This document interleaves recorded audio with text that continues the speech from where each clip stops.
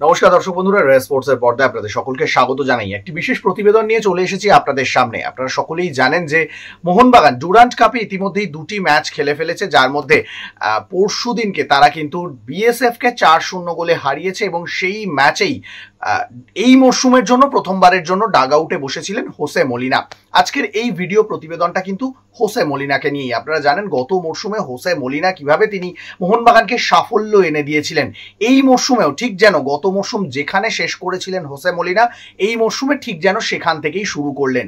ইতিমধ্যেই বেশ কয়েকটা প্র্যাকটিস সেশনে তাকে দেখা গিয়েছে। হয়তো বিএসএফ এর বিরুদ্ধে প্রথম ম্যাচে মাঠে নামার আগে সেভাবে তিনি দলকে অনুশীলন করাতে পারেননি, কিন্তু বিএসএফ ম্যাচের পর থেকে তিনি কিন্তু দলকে ঠিক নিজে যেভাবে ট্রেন করতে চান ঠিক সেইভাবেই যেন নিজের কাজটা শুরু করে দিলেন। কারণ ইতিমধ্যেই জেসন কামিন্স, জেমি ম্যাকলারেনের মতো বিদেশি ফুটবলাররা চলে এসেছেন, খুব শীঘ্রই বাকি ফুটবলাররাও চলে আসবেন এবং সকলকে নিয়ে ডায়মন্ড হারবার ম্যাচের জন্য তিনি কিন্তু তৈরি হচ্ছেন। আমরা গত মরশুমে ঠিক যেভাবে দেখেছিলাম হোসে মলিনা তিনি যেভাবে কাজ করেন, একেবারে প্রতিটা ফুটবলারকে আলাদা আলাদা করে তাদের দায়িত্ব বুঝিয়ে দেন, যে জায়গাটায় ভুল হয় সেই জায়গাটা ভুল শুধরে দেন এবং প্রত্যেকটা মুহূর্তে তাকে যেন আলাদা করে অনুশীলনে খুঁজে পাওয়া যায়। ঠিক এবারেও অনুশীলনে যেন সেই ছবিটা দেখা যাচ্ছে। গতকাল যখন আমরা অনুশীলন দেখছিলাম, গতকাল কমপ্লিট ওপেন ট্রেনিং সেশন ছিল, যেখানে সমর্থক থেকে শুরু করে সাংবাদিকরা সকলেই পুরো ট্রেনিং সেশনটা দেখতে পেয়েছে।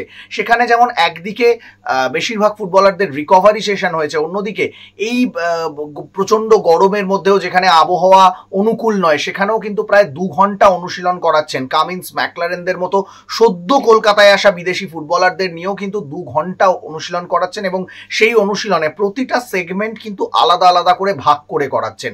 যেহেতু এটা প্রি সিজন টুর্নামেন্ট চলছে, সেই কারণে কিন্তু সব থেকে বেশি যে জায়গাটায় জোর দিচ্ছেন সেটা হলো ফিটনেস ট্রেনিং। কারণ লম্বা মরশুম, আইএসএল কবে শুরু হতে পারে এখনো পর্যন্ত জানা নেই। দেরিতে প্রতিযোগিতা শুরু হলে সেই প্রতিযোগিতা শেষ হবে আরো দেরিতে। ফলে ফুটবলারদের ফিটনেস ধরে রাখাটা অত্যন্ত গুরুত্বপূর্ণ। সেই কারণে একটা সেগমেন্ট তিনি প্রথমেই করালেন, ফিটনেস ট্রেনিং এর উপর জোর দিলেন।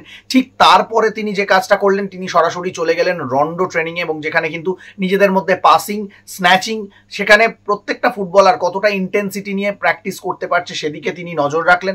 তারপরেই চলে গেলেন ম্যাচ প্র্যাকটিস। ম্যাচ প্র্যাকটিস বলতে এখন তো সামনে কোনো ম্যাচ নেই, কিন্তু যে কজন ফুটবলার তার হাতে রয়েছে তাদেরকে 2টি দলে ভাগ করে ম্যাচ খেলালেন।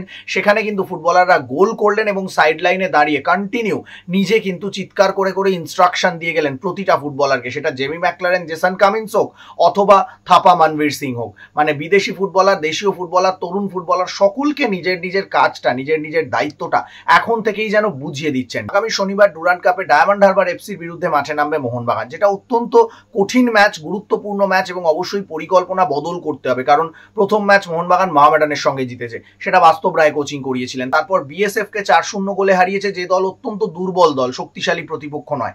সেখানে দেখতে গেলে ডায়মন্ড হারবার এফসি বিদেশি নিয়ে ফুটবল খেলছে। অবশ্যই কিন্তু এখানে পরিকল্পনার বদল হবে। আজকে মোহনবাগানের ডে অফ ছিল, আজকে অনুশীলন নেই। আগামী কাল এবং পরশু 2 দিন মোহনবাগান অনুশীলন করবে। সেখানেই কিন্তু মূলত ডায়মন্ড হারবার ম্যাচের রণনীতি তৈরি করবেন হোসে মলিনা। তবে তিনি যে গত মরশুমের মতো এই মরশুমের শুরুতেই একেবারে নিজের পরিকল্পনা রূপায়ণের জন্য মাঠে নেমে পড়েছেন, ঘাম ঝরাচ্ছেন, প্রতিটা ফুটবলারকে তাদের কাজ বুঝিয়ে দিচ্ছেন, সেটা কিন্তু প্রথমের অনুশীলন থেকেই বোঝা যাচ্ছে। এখন দেখার ডায়মন্ড হারবার এফসির বিরুদ্ধে মোহনবাগান হোসে মলিনার তত্ত্বাবধানে নিজেদেরকে কতটা মেলে ধরতে পারেন। সৌরভ মুখার্জি, রে স্পোর্টস।